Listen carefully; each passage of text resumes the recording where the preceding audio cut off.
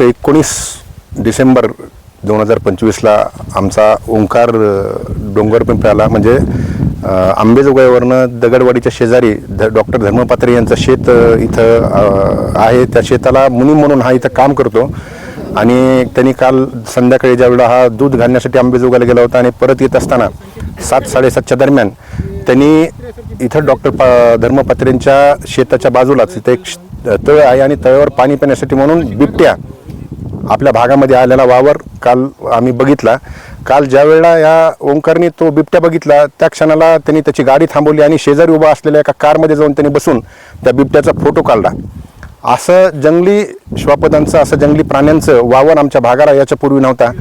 माझी प्रशासनाला एक विनंती असेल की आमच्या भागामध्ये याच्यापूर्वी असा कधी वावर नसल्यामुळे आम्हाला कधी या गोष्टीचं गांभीर्य जाणवलं नव्हतं. आजपर्यंत आपण ऐकत होतो, मीडियाच्या माध्यमातून बघत होतो की संपूर्ण महाराष्ट्रामध्ये जसं की आताच आपण चर्चा केल्याप्रमाणे अहिल्यानगर असेल किंवा पुणे जिल्हा असेल किंवा नाशिक जिल्हा असेल, या भागामध्ये जसा बिबट्यांचा वावर होता आणि हा बिबट्या आता वरचीवर म्हणजे दैनंदिनी आपण ऐकत आहोत की आपण ते नरभक्षक होत चाललेले आहेत.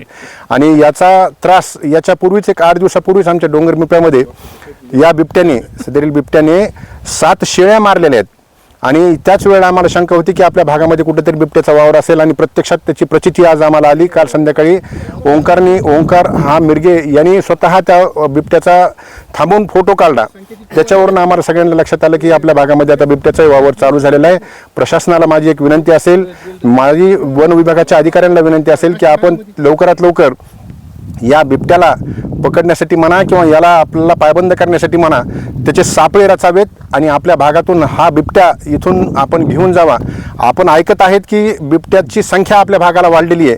आजपर्यंत आपण म्हणजे फक्त म्हणजे ऐकून होतो की आपल्या भागामध्ये बिबट्या आलेला आहे, परंतु काल प्रत्यक्षामध्ये आपल्या भागामध्ये बिबट्या दिसलेला आहे. त्याच्यामुळे मी परत एकदा प्रशासनाला विनंती करतो, वन विभागाच्या अधिकाऱ्यांना विनंती करतो की त्या लवकरात लवकर आपल्या भागामध्ये सापळे बसवावेत आणि सदरील बिबट्याला लवकरात लवकर पायबंद करावं.